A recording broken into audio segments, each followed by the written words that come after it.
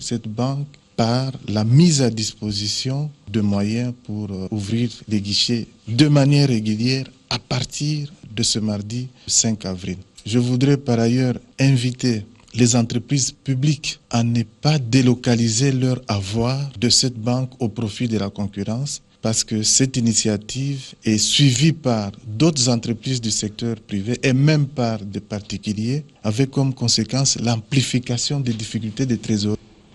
La République démocratique du Congo encore et toujours à l'honneur sur l'échiquier international.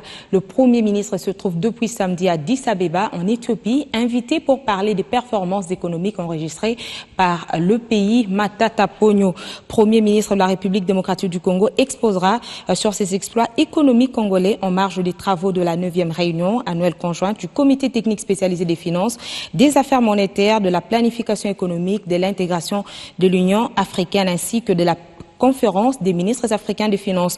L'Afrique est donc intéressée à la recette congolaise et voudrait bien en faire profiter aux autres membres afin de combattre la crise économique par des solutions locales. Matata Ponyo va également participer sur invitation du secrétaire exécutif de la Commission économique pour l'Afrique à un autre événement axé sur les cadres macroéconomiques en Afrique, notamment les défis émergents et les opportunités auxquels le continent fait face. Both countries should collaborate together. Nous avons pensé que les deux pays doivent travailler en collaboration en RDC. Ceci doit être pérennisé à l'avenir. Et nous avons partagé aussi des informations sur and we basically discussed on many issues on industrialization, nous avons partagé aussi sur infrastructure. Nous venons donc là de suivre l'essentiel de l'entretien qu'a eu le Premier ministre avec le conseiller du Premier ministre de l'Éthiopie au sujet du mariage aérien Congo Airways Ethiopian Airlines. On va parler de l'actualité de la semaine. L'actualité a été marquée lundi par le vote au Sénat de 2 projets de loi pour cette session ordinaire de mars. Il s'agit de celui portant autorisation de la planification de l'accord conclu entre la RDC et la République sud-africaine sur la promotion et la protection réciproque des investissements et l'autre portant ratification du même accord, cette fois-ci conclu entre la République démocratique du Congo et l'Italie. Alain Boma, Blaise Mouangui. 2 projets de loi étaient à l'ordre du jour de cette plénière lundi à la Chambre haute du Parlement. Il s'agit du projet de loi portant autorisation de la ratification de l'accord conclu entre le gouvernement congolais et la République sud-africaine sur la promotion et la protection réciproque des investissements et celui portant autorisation de la ratification du même accord, mais cette fois avec la République d'Italie. Les 64 sénateurs dans la salle ont voté pour ces 2 projets de loi. Les 2 accords ont pour objectif de promouvoir les investissements dans les 2 pays respectifs, mais à la lecture des 2 accords, il y en a un qui est plus favorable à l'autre. Celui de la République d'Italie est plus favorable à la République démocratique du Congo, étant donné qu'elle prévoit un volet consulaire. C'est-à-dire que cet accord offre des facilités aux Congolais qui souhaitent se rendre en Italie pour faire des affaires. Contrairement à l'accord sud-africain qui, elle, interdit les Congolais qui sont résidents en Afrique du Sud de pouvoir bénéficier de cet accord. Les élus des élus ont cependant dû surseoir le vote du projet de loi portant ratification de l'accord entre la République démocratique du Congo et la Banque mondiale sur les financements de la réhabilitation des infrastructures de santé. Les questions de bonne gouvernance, sujet abordé lundi entre le Premier ministre Augustin Matata Ponyo et le conseiller spécial du chef de l'État chargé de la lutte contre la corruption. Luzolo Bambi a fait part à Augustin Matata Ponyo des irrégularités relevées dans la protection des biens du domaine public et privé de l'État. La bonne gouvernance au centre des échanges entre Matata Ponyo et Luzolo Bambi. Le Premier ministre et le conseiller du chef de l'État chargé de lutte contre la corruption ont abordé 3 grandes questions d'intérêt commun. La protection des biens du domaine public et privé de l'État. Parce qu'il a été remarqué une spoliation des maisons de l'État, laquelle spoliation est manifestement identifiée dans un réseau où sont impliquées les autorités officielles et les personnes privées. Il y a péril à ma demeure. Je suis heureux que son Excellence, Monsieur le Premier ministre, l'ait accepté, de pouvoir échanger sur les mesures urgentes à prendre. Je pense que le premier protecteur du domaine public et du domaine privé de l'État, c'est le gouvernement. Les blanchiments des capitaux ne restera plus impunis. Des mesures ont été annoncées. Nous avons aussi eu l'occasion d'évoquer le problème des blanchiments de capitaux qui devient manifeste dans notre système bancaire actuellement. Il vous souviendra qu'une des banques a été sanctionnée en matière de blanchiment de capitaux. Et donc, il y a de l'argent qui a été apporté au trésor de l'État. Autres mesures prises sont celles qui concernent les entrepreneurs qui ne payent pas leurs avis de recouvrement. Beaucoup d'entrepreneurs qui ont des avis de recouvrement ne les payent pas et ce qui provoque une perte sèche terrible à l'État alors que nous sommes en train de chercher l'argent à l'État. Le Zolobambi quitte alors la primature rassuré sur les mesures d'urgence à prendre pour consolider la bonne gouvernance. La République démocratique du Congo vient de signer l'acte d'engagement pour la promotion du genre. La signature de cet acte a eu lieu mardi dans la résidence de la directrice de l'USAID. Ce geste témoigne l'engagement de la RDC à atteindre l'objectif de la parité 50-50 d'ici à l'horizon 2030. C'est un acte d'engagement qui lie chacune à faire avancer la mise en œuvre de la parité entre les hommes et les femmes en RDC. Ainsi, le pays entend faire de la parité homme-femme un thème transversal dans tous les secteurs et les niveaux d'intervention en prévoyant des outils de concertation, de formation et des instruments méthodologiques pour intégrer la démarche genre dans toutes les actions. La parité, c'est l'équilibre que nous cherchons. La parité, ce n'est pas l'égalité des hommes et des femmes du point de vue biologique, ce n'est pas l'égalité des hommes et des femmes du point de vue physiologique. En tout cas, nous sommes fiers d'avoir la fonction de procréation. C'est un peu bizarre d'avoir les hommes qui doivent procréer. Il y a deux possibilités d'atteindre la parité. Du point de vue nomination, c'est simple. Là, c'est la volonté politique qui joue. Et du point de vue élection, il faut des mesures en amont. Des mesures en amont, donner l'égalité des chances à tout le monde en amont. Et aux hommes et aux femmes, il y a des modes de scrutin par excellence. Et chaque mois, pour la directrice de l'USAID, bien que les femmes contribuent au progrès social, économique et politique de leur pays, les progrès en vue de la parité sont restés minimes dans le monde entier et pas seulement RDC. Il y a donc urgence à corriger les tares. La majorité de la population étant féminine, leur implication dans divers mécanismes visant la croissance économique et le développement permettrait une productivité plus accrue et un bénéfice réel.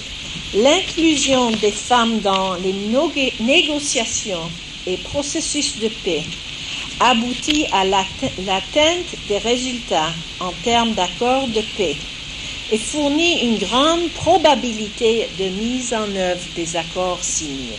Ceci est un appel urgent à l'action de chacun et chacune ici pour mettre fin aux inégalités et promouvoir l'équité ici en RDC et chacun dans nos propres pays.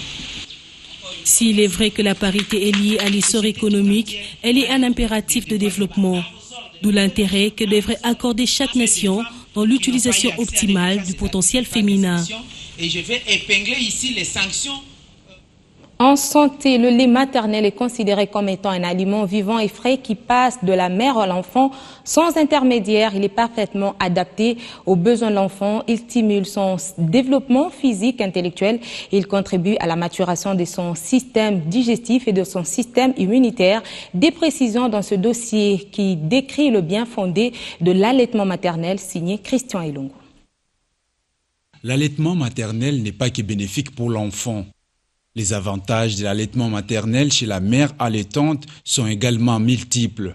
À part la contraception, il y a un avantage psychologique, c'est-à-dire il y a vraiment une affinité entre la mère et son bébé.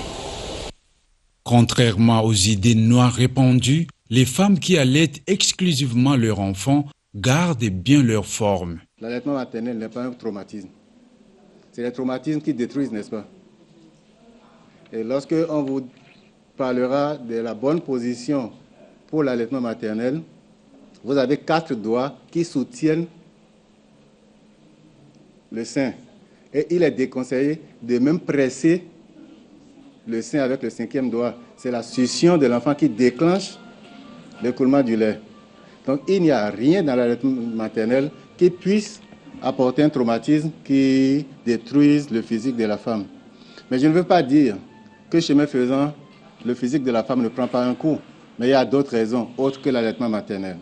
Les études montrent qu'une femme qui allaite de façon optimale son enfant garde bien sa forme. La forme d'un homme, ce n'est pas seulement la poitrine. La forme d'un homme, je crois que c'est sa silhouette qui ne change pas. Et on a remarqué que ces femmes-là, premièrement, elles se protègent contre les cancers. Quand les cancers viennent ravager votre sein, moi je pense que même si vous étiez, je ne sais pas, vous aviez un sein, comment on peut le qualifier, mais vous allez mourir. Les ovaires, donc la matrice, c'est ce que nous appelons l'utérus, et beaucoup d'autres maladies. Selon les spécialistes, l'allaitement maternel facilite l'expulsion du placenta et réduit les risques d'hémorragie après l'accouchement. Notre corps est régi par le système nerveux. Et cela fait que quand l'enfant tète, il y a une contraction, il y a des hormones qui sont sécrétées pour créer la contraction de l'utérus. Premièrement, au début, là, ça favorise la cessation des saignements. Les tétés précoces stimulent la production du lait chez la maman et constituent une méthode contraceptive efficace à plus de 98% pendant les premiers 6 mois si l'allaitement maternel est exclusif. L'allaitement contribue à la contraception en empêchant que les mécanismes physiologiques qui déclenchent l'ovulation puissent se faire. Et puis il y a des hormones qui sont sécrétées, qui empêchent ce que nous appelons vulgairement les règles. Parce que quand vous n'avez pas de règles, vous n'avez pas d'enfant. L'allaitement maternel est très important chez la femme, d'autant plus que c'est un des moyens de contraception dans les premiers mois de l'allaitement. Les habitudes doivent changer pour une meilleure santé de l'enfant, de la femme et de la famille en général. Vous le savez certainement, les troupes onusiennes resteront bel et bien en mission en RDC. Ainsi, on a décidé mercredi, le Conseil de sécurité de l'ONU, cependant la volonté du gouvernement de réduire ses effectifs de la moitié n'a pas obtenu gain de cause. Le Conseil de sécurité se dit prêt à revoir son effectif à la seule condition que des progrès importants soient réalisés sur terrain. La décision était prévisible. Le Conseil de sécurité des Nations Unies a prorogé mercredi d'1 an le mandat de la mission des Nations Unies pour la stabilisation en République démocratique du Congo. La résolution 2277 de cet organe des Nations Unies attribue à la MONUSCO la mission de protection de la population civile et d'appuyer le processus électoral en RDC. C'est une décision qui correspond à la situation politique de notre pays. Vous savez bien que nous sommes dans une année électorale, une année extrêmement sensible, je peux dire que nous sommes en train de traverser une zone de turbulence politique. Et nous avons besoin de la MONUSCO pour nous permettre d'atterrir, parce que les enjeux sont tels qu'il y aura de turbulences. La mission devra garder ses 20 000 hommes au détriment du souhait du gouvernement de voir un retrait progressif. Nous pensons que des défis qui sont majeurs doivent être relevés maintenant par cette mission qui a trop duré et dont les résultats prennent à venir quant à ce qu'elle doit faire, en rapport notamment avec la neutralisation des forces négatives, à l'occurrence les ADF, le FDLR, d'autres milices locales qui équiment les Kivu et l'Ituri. Malgré ce regret, l'espoir de voir la MONUSCO se retirer demeure. Ils nous ont rendu un service au moment difficile. Nous devons dire merci. C'est comme d'une maladie quand ça arrive dans un corps. Bien que nous prenons des produits pharmaceutiques, la maladie part petit à petit et vient un moment où on appelle la période de convalescence et puis après on est rétabli. Je peux dire qu'à ce jour, nous sommes dans une période de convalescence et nous serons rétablis et toutes les troupes de la MONUSCO partiront. Parce qu'il ne faudrait pas se dire qu'ils partiront en un jour. Ils partiront selon un temps, mais ils partiront. Le Conseil de sécurité encourage également les acteurs politiques à participer au dialogue politique et inclusif. La compagnie d'aviation Congo Airways augmente sa flotte aérienne. Les autorités de cette entreprise publique ont annoncé l'acquisition de 2 bombardiers 2SH Q400 de marque canadienne. Fabriqués en 2010, ces engins qui ont une capacité de 72 passagers à bord vont desservir les lignes domestiques de moins de 2 heures. L'achat a coûté environ 30 millions de dollars.